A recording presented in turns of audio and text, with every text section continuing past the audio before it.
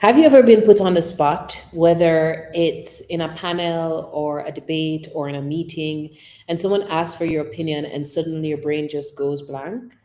Or maybe the words do come to you, but they come out messy, they come out jumbled, they leave you thinking, oh my gosh, I wish I said that differently. Has that ever happened to you? Well, today we're going to talk about a technique that will make you sound confident, clear, and smart every single time that you have to share your ideas under pressure. And I want to tell you how I know this. So I'm going to give you a quick story. Years ago, almost 10 years ago, oh my gosh, maybe more, I competed in the Miss Jamaica Festival Queen competition, which is a local pageant in Jamaica that highlights intelligence, community effort, poise, and the overall aware cultural woman.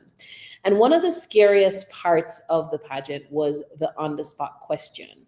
Now, I actually entered this pageant twice. I entered it once when I was just about, I think I was in my second year of architecture school, and I placed second or third at my parish level. So parish is, think of it like a state in Jamaica. I placed third at my parish level, which means I didn't get to continue on in the competition.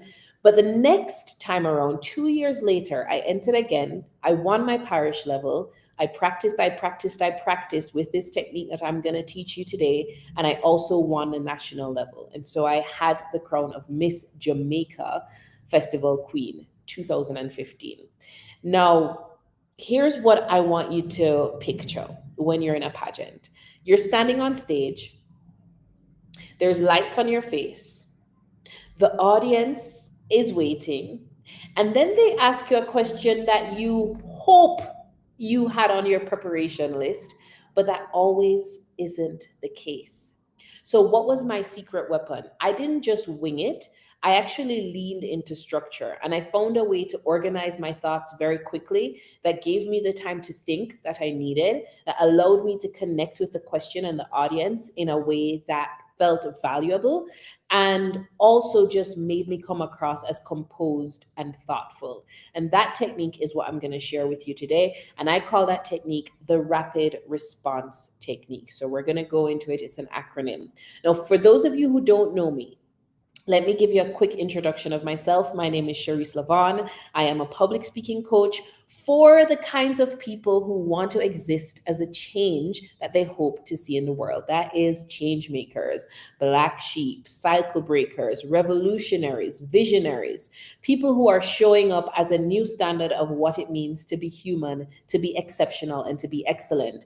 And I support you with building the confidence and the clarity to communicate that change in any context. It may be in interpersonal relationships, it may be in your workspace, or it may be on stage. And by the way, if you're listening in today and you're thinking, wow, I could really use this skill in my toolkit, I want to know how I can work with Charisse one-on-one, I got you. You can do a couple of things.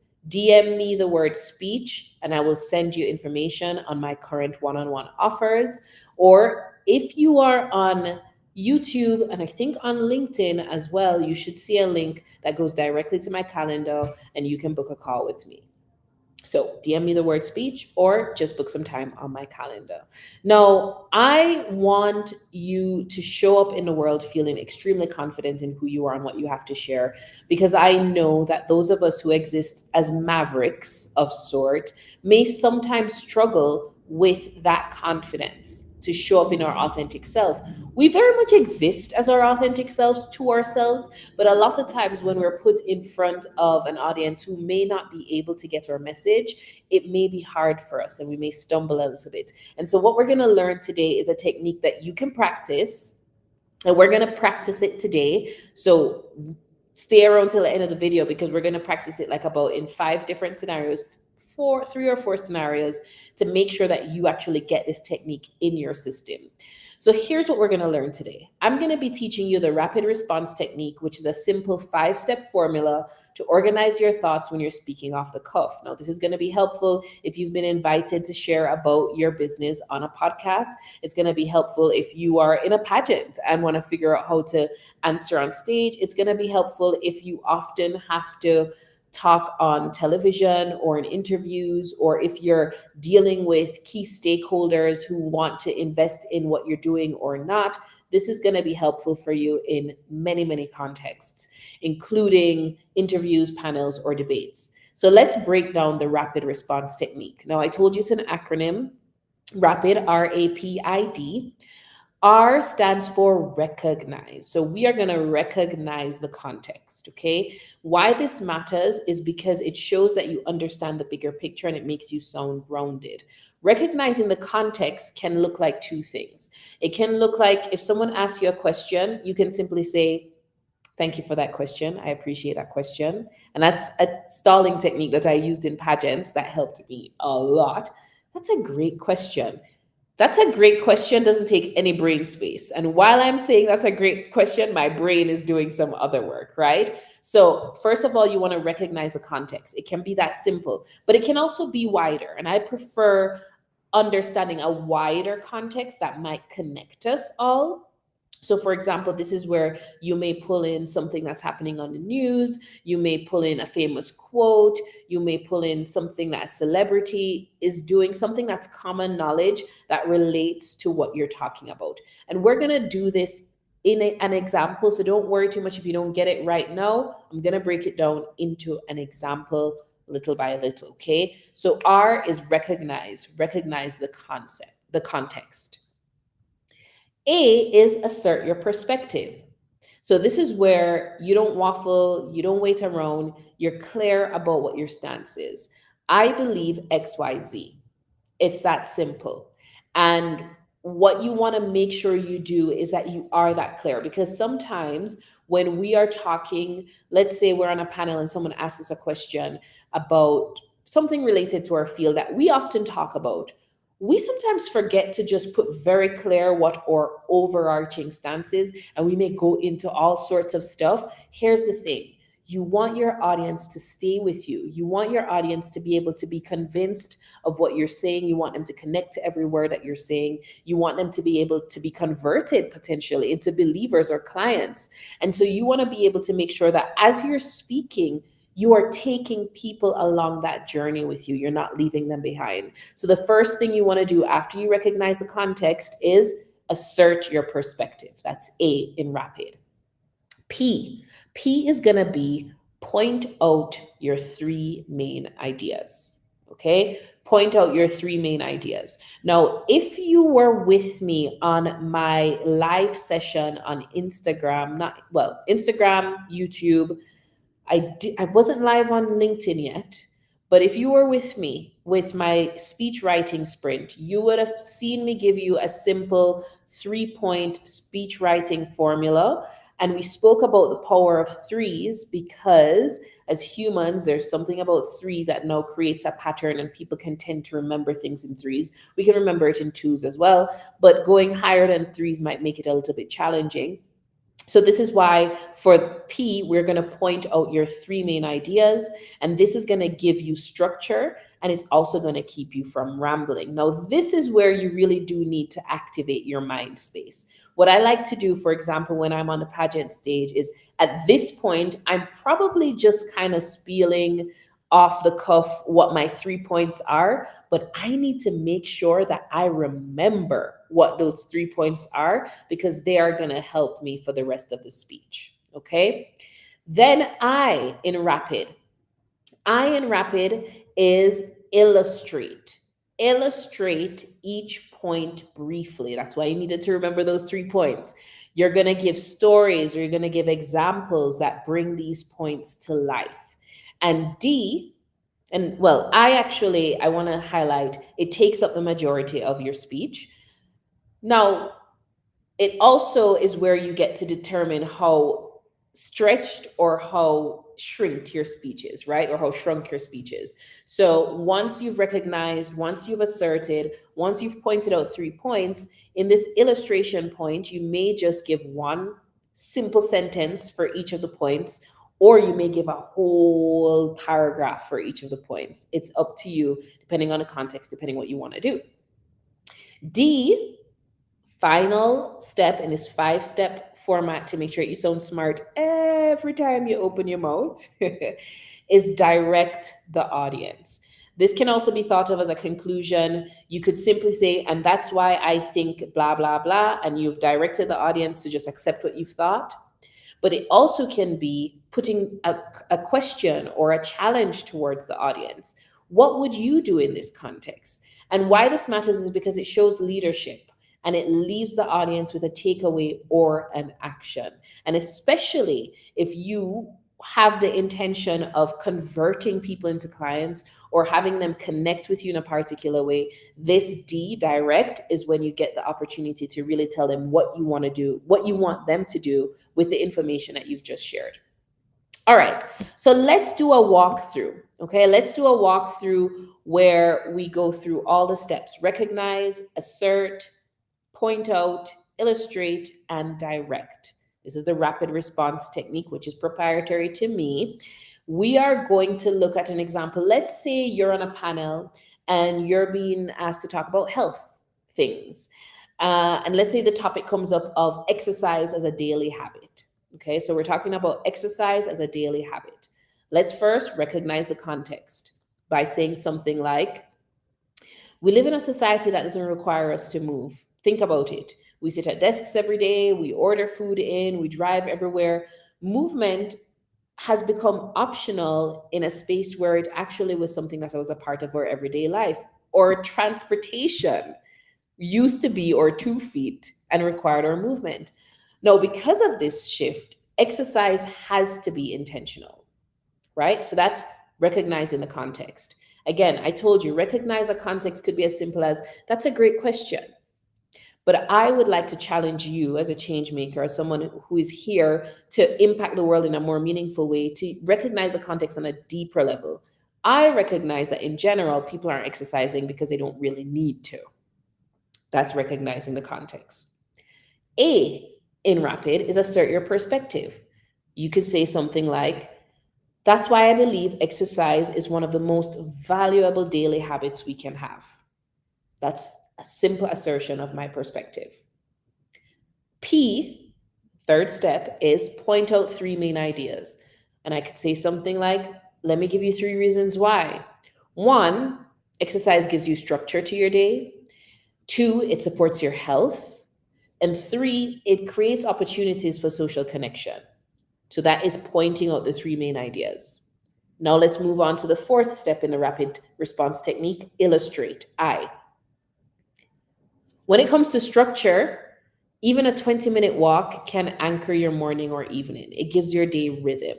One of the things that I know I love to do is use 8:30 a.m. as the time that I must be out my door, whether it's to run, whether it's to do yoga or some other fitness activity. And because I have that structure there, it sets me up to be super productive for the rest of the day, right? So that's one way. I've illustrated my first point, which was structure. And I did it in 2 ways.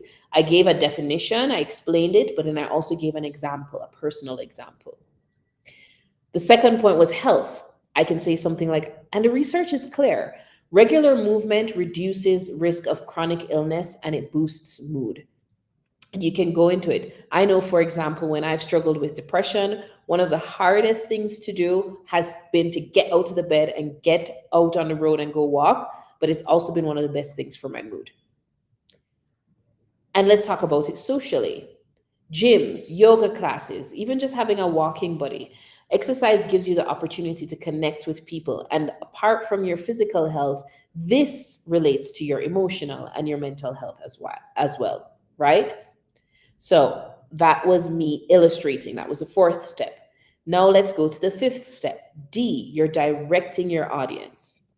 So I would encourage you to just bring a little conclusion. So that's why I believe it's really important for us to have exercise as a daily habit, because it supports us with bringing structure into our life, which we know is great. It helps us become more healthy and it keeps us social. So here's my challenge to you. What's one small way that you can add 5 minutes of movement to your day if you're completely sedentary? Or if you are somewhat active, can you add 5 minutes more? Right? So that's the rapid response technique in practice. I'm going to give you some that I want you to practice. I'm going to give you a couple of titles or topics that I want you to put into practice, okay? But before we go into that, let me just take a little breath here. Inhale, exhale. If you're watching this live or if you're watching it recorded, I want you to drop in the chat which step of the rapid response feels most helpful to you so far. Is it recognize? Is it assert? Is it point out? Is it illustrate? Is it direct? Which step in the response rapid response technique feels like, I never thought of that before. This is going to be helpful for me. Drop it in the chat so I can see. And remember, this is exactly the kind of thing that I help clients practice one-on-one. So if you want to sharpen your communication skills, whether it's interpersonal communication, public speaking, how you communicate at work, how you show up on panels or interviews, I'd love to support you. Just reach out, DM or message the word speech.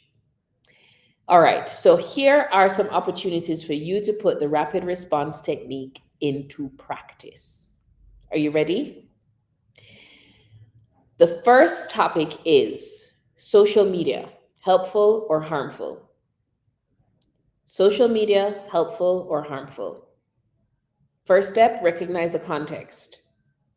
So if you're watching this back, you can pause here and try to recognize the context. Write something down of how you would recognize the context. What I could suggest for you is something like social media is everywhere. For many of us, it's how we connect, how we get news, even build businesses. But it's also blamed for distraction and comparison. Step number 2, assert your perspective. What perspective do you have? Do you believe that social media is helpful or do you believe it's harmful? So you could assert a perspective like, I believe social media can be helpful if it's used mindfully.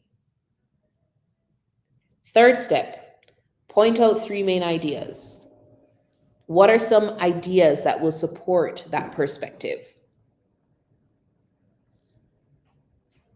Some ideas I can think of are it democratizes information, it allows for connection across distance, and it can be a tool for creativity and business. So, democratizes information, allows for connection, creativity, and business. Illustrating this, you're going to talk about how does it democratize information. Anyone can share their story. You don't need to be a big media gatekeeper, so people can reach anywhere they want to go. The second point was connection across distance. I can FaceTime friends all over the world, and that makes me feel less lonely. You can go into more about that.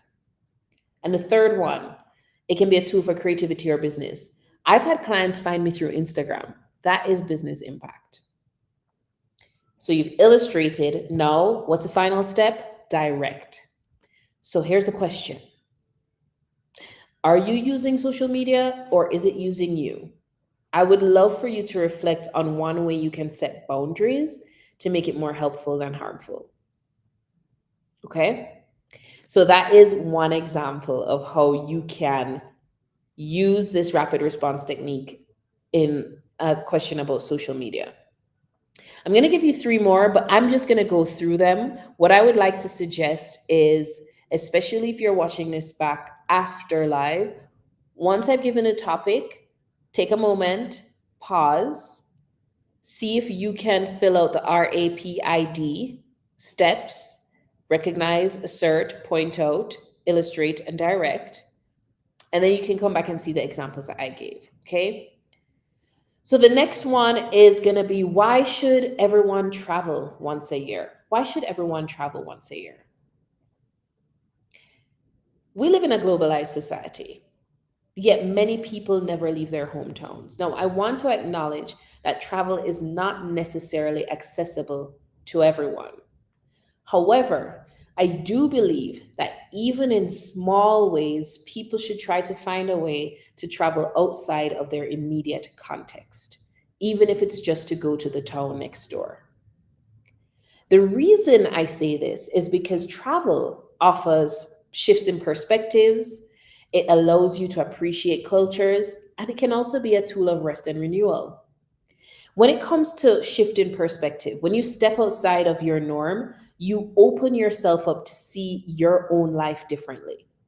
I've recognized living in Mexico that the way I think things have to be oftentimes don't have to be that way. There's so many things that we do that are simply cultural. And so by shifting my perspective and traveling, I've been able to open up my worldview so much more that I can choose what I want to do in my life a little bit more. I have more options. I also said that traveling shows you, it gives you more cultural appreciation. And similar to my first point, what happens is you find that other ways of living are valid than the one that you originally thought. That, I believe, does wonders to unite us as a global community. And finally, I also think travel can simply be a beautiful opportunity to rest and renew. A change of scenery can often renew your energy. You're used to your same four walls every day. Sometimes just going to someone else's four walls gives your brain this idea that something's different and I can relax. So, I would like to ask you, when's your next trip? Even if it's just a short road trip, is there something that you can plan that takes you out of your routine? Okay. So, and scene. So that was my response. If someone were to ask me, why should everyone travel once a year? That is my rapid response. And that is using the exact technique that I just taught you: recognize, assert, point out, illustrate, and direct. I'm going to give you one more example or two more examples. And I'm going to give you one more example and then I'm going to give you one for homework. And I would love for you in the comments to just type out what your response is for the homework. Okay. So the next example I'm going to give is why practicing communication matters, why practicing communication skills matters. I love this question because we live in a world where your ability to communicate often matters more than your resume. As someone who has lived in a country where I don't speak the original language, I know firsthand that people are not able to fully assess the value that I can offer if I cannot communicate it. The same thing happens even if you're dealing with people in the same country or language. So practicing communication, it isn't optional. I don't see it as optional at all. I see it as absolutely essential. And here's why. Practicing communication builds your confidence. It improves your clarity and it also creates opportunity. When it comes to confidence, being able to communicate, knowing that you can express exactly who you are and what you want, means that you don't have to shrink when asked a hard question. When you practice communication skills, you can speak up if you have injustices in the workplace. You can advocate for yourself if you know you're deserving of a promotion or a raise. And you can also diffuse conflict if there are things that are happening where people are conflicting with each other. Practicing communication also supports you with your clarity, which means that people get your ideas. Now, you don't have to be working in the communication industry to need clarity. If you work on a team, if you are a parent, if you are a friend or a partner, you understand that communication issues can often happen from misunderstandings. But if you are able to practice your skills in such a way that you have absolute clarity or as much clarity as possible, then you're going to have better relationships at work, at home, and in love and life. And finally, practicing your communication creates opportunities. Opportunities open up when people can remember you as a strong communicator. Listen, I'm sure you've heard the statement, first impressions matter. I like to say lasting impressions matter more. And you leave a lasting impression when someone feels like you are able to absolutely communicate your energy, your ideas, your feeling, and who you are with them. So I want to ask you this. What's one place this week that you can practice speaking up? Maybe it's in a meeting or maybe it's just with a friend. In any case, I really encourage you to put focus on practicing your communication skills.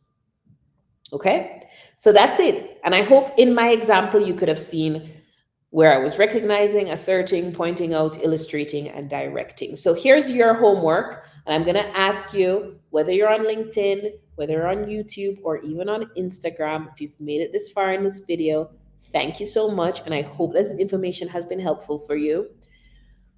You need to give me a rapid response. And I would love for you to actually do it with the R and show me what that one line with the R, the A, the assert, and show me what you're asserting, the P, show me your 3 points, the illustrate, break down all of those points, and then to direct. Okay. So I want you to see it broken down so I can actually give you feedback.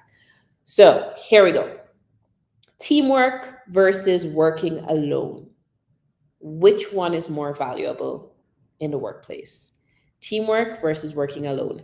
That is what I want you to give me a rapid response to, making sure that you break it down in all 5 steps. All right. So there you have it. That's a rapid technique. Recognize the context, assert your perspective, point out your 3 main ideas, illustrate each one, and direct your audience. Next time that you're put on the spot in an interview, on a panel, or even at a dinner table, at a party, you will have structure to lean on. And if you're ready to practice this live, get feedback, master your delivery, that's what I do with my one-on-one clients. So you can DM me the word speech or click the link to book some time on my calendar, and we'll chat about which of my offers is best for you. Okay. Until next time, hasta luego. Bye. See you later. Ciao. Bye. Thank you for being here.